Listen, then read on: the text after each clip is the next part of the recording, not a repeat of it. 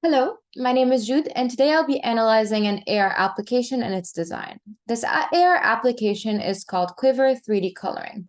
So first, let's take a look at what the purpose of the application is, as well as the target audience. So this application basically allows individuals to turn 2D color drawings into 3D animations. It basically allows individuals to print specific sketches or drawings that they'd be interested in coloring, and then once they print it and color it, they can scan it using the application in a phone or a tablet, and then turn this 2D color drawing into 3D animation.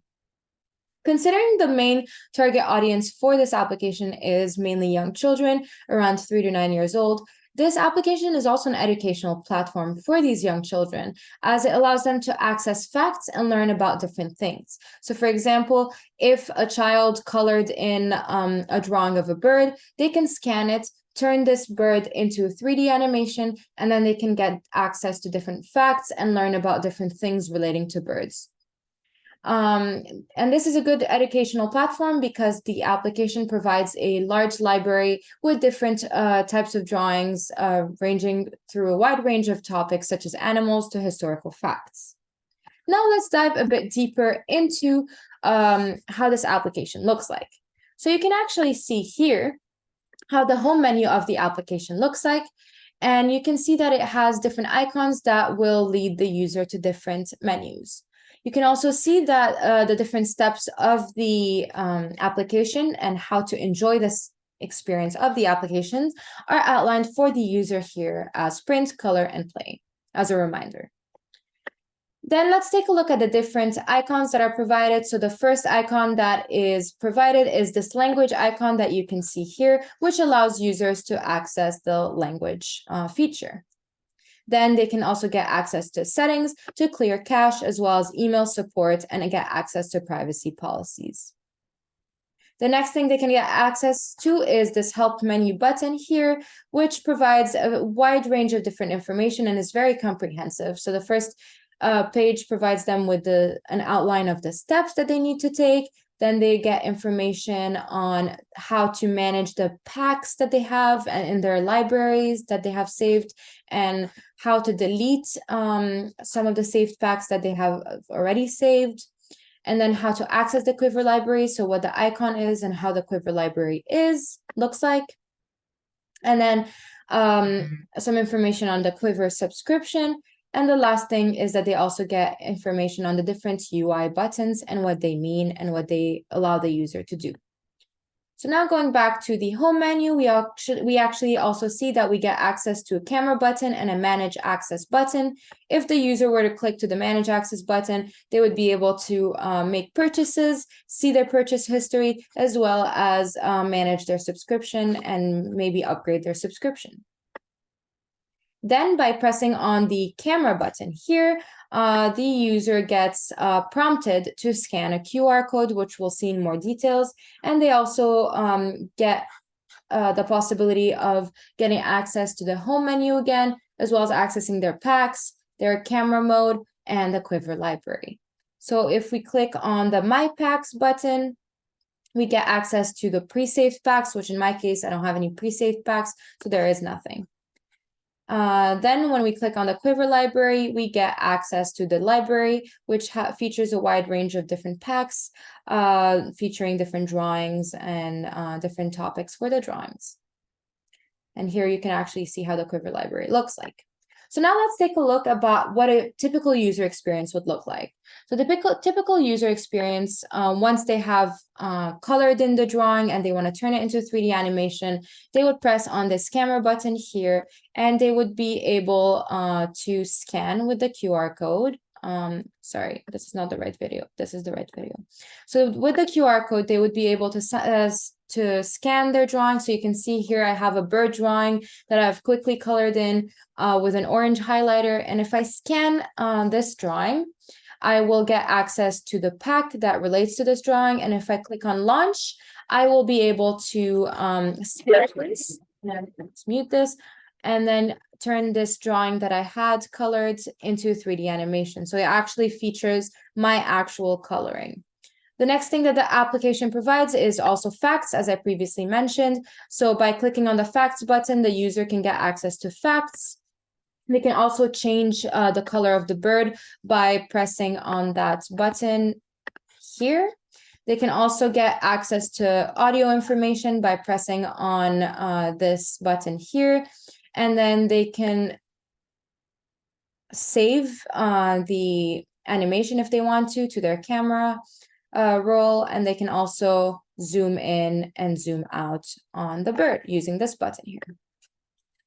So now let's look at how this application implements the 10 design heuristics, which were outlined by Jacob Nielsen. And yeah, let's dive into that. So the first design heuristic is the visibility of the system status. The application allows to do that through the loading of the app, which has a loading bar. So as you can see here, there's a loading bar. And as the application is loading, the how much it has loaded will be provided to the user. The next thing is also that when let me just press here. Yeah, when downloading a PDF, which the user wants to print to be able to color, they also get this downloading PDF feedback. And then the last thing that the application also offers is the grown-ups only verification, which is for grown-ups to be able to verify for specific tasks that the application doesn't want children to be doing. And so here it asks the user to press and hold the circle, and this holding of the circle is shown through some feedback on how much to hold the circle more. So the next thing also for the visibility of the system status is that the volume button here, which is the audio information button, sorry, provides with how much the user has listened to relating to the audio information. And then now let's move on to the match between the system and the real world. So you can actually see here that the design of the home menu and the application in general is very understandable. And it uses icons that are understandable by everyone, that are very common throughout applications. And it also uses a language that's very easy, so print, color, and play. Then you can actually also see that the language used throughout the application is very simple and is understandable by anyone. Now let's talk about the user control and freedom. So for the user control, we have the back button here, which allows an easy way for the user to be able to get out and get out of the different menus. We also have the help menu here. The home button menu here, which allows the user to anytime go back to the home menu. Now let's talk about the consistency and standards heuristic. The consistency and standards heuristic basically, in our case, is that the home menu icons are basically standard icons that are used everywhere. So you can see here that the camera, the settings, the help menu, the changing language buttons, all of these are typical icons used for applications, and they would be understandable by everyone. The next thing is that another consistent thing throughout the app is how this QR code scanning looks like and is consistent with the common conventions for QR code scanning. Now for the error prevention, we can actually see that the app requires confirmation before certain tasks, as I mentioned previously. So this grown-ups only tab, this allows the user to avoid errors. And then the next thing as well is that to prevent errors before deleting a specific pack, the app will ask the user for confirmation of deleting it. So this prevents errors as well. The next thing is the recognition rather than recall heuristic. And this recognition rather than recall heuristic is very helpful and applied in this application here because home, my packs, camera mode, quiver library are all written under their respective icons and don't require the user to remember what those icons mean. And then another thing is that it reminds the user, the application reminds the user to scan the QR code instead of letting them remember. So it shows scan QR code. The next thing is the flexibility and efficiency of use. So here you can actually see that this app is very flexible and it's efficient because it's highlighted by the presence of the My Packs tab, which allows returning users to just immediately access the packs that they have used previously instead of going through the entire library and finding the desired pack that they're looking for. So here you can actually see that if they click on the My Packs tab, they get access to the previously saved libraries. Sorry, packs.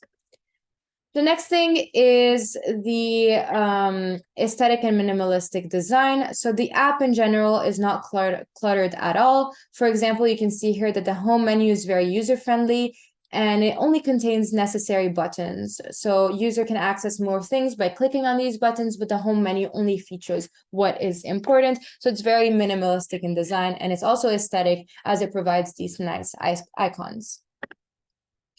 It can also be seen, this aesthetic and minimalistic design can also be seen in the menu when the user is visualizing the 3D effect. So you can actually see here that the main buttons that the user would use are shown in a different color and above here. The next thing is to help users recognize, diagnose, and recover from errors. So here you can see that this application does that. Is in the case of a payment error, the application will provide the user with some feedback saying that there was a problem. And then lastly, the last heuristic is the help and documentation heuristic. And this is done throughout the application by providing a help menu as was outlined before. So I will not go through it all again, but you can see that the user actually gets access to a help menu here, which is very detailed. And as the documentation serves as the documentation of the application. So now that we've looked at the different heuristic designs, let's now look at some 5 bad design choices and how we can improve those on the application. So you can actually see that the first thing is that we don't get access to the library from the homepage. So the Quiver library can only be accessed through once the user clicks on the camera button, and then they can get access to the Quiver library. The home menu does not feature the Quiver library button at all, which is kind of confusing because it requires the user to click on the camera before even having access to the library and the sketch or the drawing that they want to color. So to improve that, I would personally put a Quiver library button in the home menu. The second thing is that there's also no website link mentioned for where to print the coloring sheets from. So once the user goes, let's look at this video, for example, once the user selects a pack that they want, for example, in this case of this drawing, the user cannot immediately print it from their tablet, and they don't have access to a link to the website where they can do so. And this is also shown in the help menu where it says to color any page printed from our website, but it doesn't actually direct the user to the website. So to overcome this bad design, I would basically provide a link both in the help menu as well as here in the case where there is no printing available directly. I would just provide another button that would redirect the user to the website. The third bad design is that there is no separation that's possible between free and paid libraries throughout the app, because you can actually see that the library is pretty large, and most of these are paid packs that the user needs to pay for to get access to. And it took me a while personally to get access to a free pack. So there's no way of filtering through, and there's no particular order in which these packs are put in. So to overcome this bad design, there are 2 things I would do. The first thing I would do is put a filter button to just filter out the free packs. And the second thing I would do is to also order allow the user to order the different packs by price range as well. So the fourth bad design is that the user actually can't rewind or restart the recorded audio information. And so for example, here you can see that the user has started the Users small. Information. Sorry about that. And they can actually see how much they have listened to, but there's no way of them to go back. So when I was clicking on this button, it was either pausing or playing the audio information. There's no way of going back. So to do so, I would actually, once the user presses on this, I would either have a pop-up menu that allows them to play, pause, and also rewind and start from the beginning. And that would be very useful, as they might want to go back to the beginning if they've missed any information. And the fifth and last bad design is the lack of visual appeal in the facts menu. So once the user presses on the facts menu, they get access to this facts. But because this application is used by children, I personally believe that it has to be made in a lot more visually appealing manner, and that the sentences need to be, so the font needs to be changed, the way the information, this white box would need to be changed as well. And the sentences also might need to be in a more user-friendly manner. So I would separate the sentences into different lines to allow children to understand this. So yeah, this is how I would overcome this design, by making it by changing the font, by also probably putting the pop-up menu all over the screen, considering they're looking at the facts, and also making the information more visually appealing by changing by putting them into different lines, different sentences into different lines, and potentially also adding some pictures or some small icons.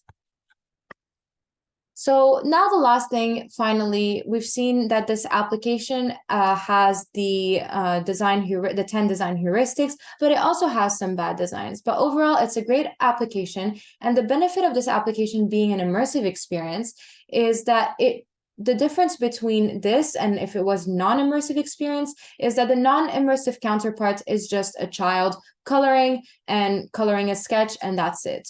But this immersive experience allows them to interact with their color drawing, so it provides a more fun experience for children. The second thing it also does is that it captures the interest of children that are usually uninterested in traditional coloring books. So for example, some children might not like to color, but if they know that an application is available, that might push them to color to be able to see this 3D animation. And the last thing is obviously the educational value, which is usually not provided with that non-immersive counterpart, which is just coloring sketches and coloring books. This app really provides an educational value through the different facts and the audio information. So yes, these are the benefits of the immersive experience, and thank you so much for listening to me, and have a nice day.